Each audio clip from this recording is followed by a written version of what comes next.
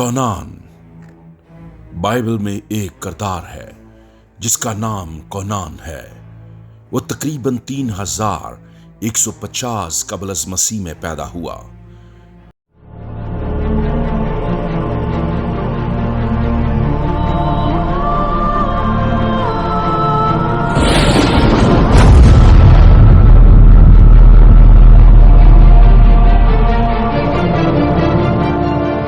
नस्ब की फरसत में शामिल होने के अलावा बाइबल मुकद्दस में उसका कहीं और जिक्र नहीं मिलता, क्योंकि वह शैतान का एलची था। उसके लोग उसके बारे में बात ना करने को तरजीह देते हैं। वह कौन है? उसने क्या बुरा किया? आइए इस पर एक नजर डालते हैं। वो अपने बेटे अरफक्सार के जरिए साम का पोता था।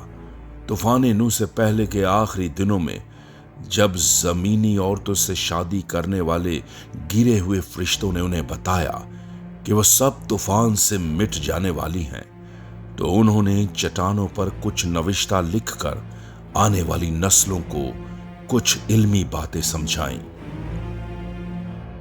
यकीनी तौर पर तूफान के बाद कोनान ने नविश्ता जात को देखा और जो कुछ इनमें मज़कूर था इस पर अमल करना शुरू कर दिया।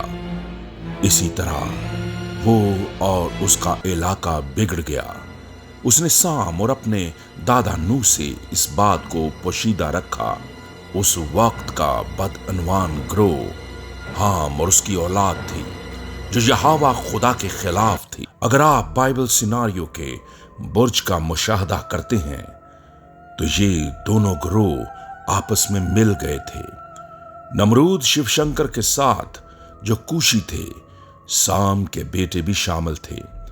मिसाल के तौर पर बाइबल मुकद्दस बयान करती है कि आशूर चढ़ गया और नमरूद के लिए नैनवा तामीर किया, और आशूर साम के बेटों में से एक था। इसी इत्तेहाद ने लोगों की एक मजबूत मखलूत नस्ल को जन्म दिया, यानी कदीम असूरी। दरअसना साम के बच्चे जो इन दिनों हिंदुस्तान में आबाद थे उन्हें संभाल नहीं सकते। इनसे हारने के बाद उन्होंने समुद्र मंथन की कहानियां चाहत की। हिंदू असातीर में दूधिया समुद्र का मंथन है। हिंदुस्तानी भाई बहन जहन के साथ इसका मुतालिया करें और खुद ही मालूम करें कि आया ये मंतकी है या नहीं। इसीलिए हिंदू आशूर की औलाद को आसूर कहते हैं। अगर ये अरब के लोगों के लिए नहीं जिन्होंने ईरान और इराक की तारीख को हमेशा के लिए मिटा दिया, वो अब भी इस तकसीम को ज्यादा वाज़ेह तौर पर सुन रहे होंगे। दोस्तों, लोगों को अपने मजहबी बुलबुलों से बाहर आने की जरूरत है। हमारी इंसानी तारीख की एक बुरी तस्वीर और इसके पीछे सच्चे यहोवा खुदा को देखने और जानने की जरूरत है। वही खुदावन खुदा यहोवा जिसने आदम और हव्वा को पैदा किया था और जो हम सबको बचाने इस दुनिया में मुजस्सम हुआ और खून बहाकर हमारी कीमत अदा की।